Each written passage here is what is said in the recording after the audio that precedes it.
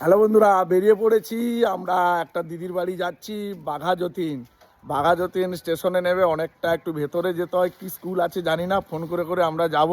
তো দেখো, আমি আর আমার এই বন্ধু বেরিয়ে পড়েছি যাওয়ার জন্য। দুজন বাইক নিয়ে যাব, ডায়মন্ড হারবার স্টেশন থেকে বাইকটা রেখে আমরা ওই দিদির বাড়ি এগোচ্ছি।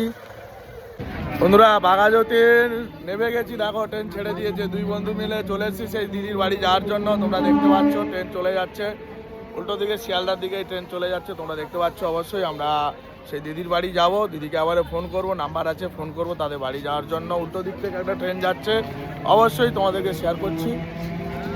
দেখো বন্ধুরা, সেই দিদির বাড়ি চলে এসেছি। কে কে দিদিকে চেনো অবশ্যই একটু জানিও। দেখো দিদির বাড়ি, সেই আমার কমল ভাই আর দিদি দেখো।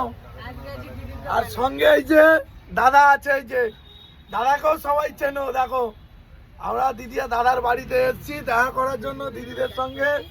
তো যারা দেখছো অবশ্যই জানাও দিদিকে, কারা কারা চেনো প্লিজ একটু কমেন্ট করে জানাও।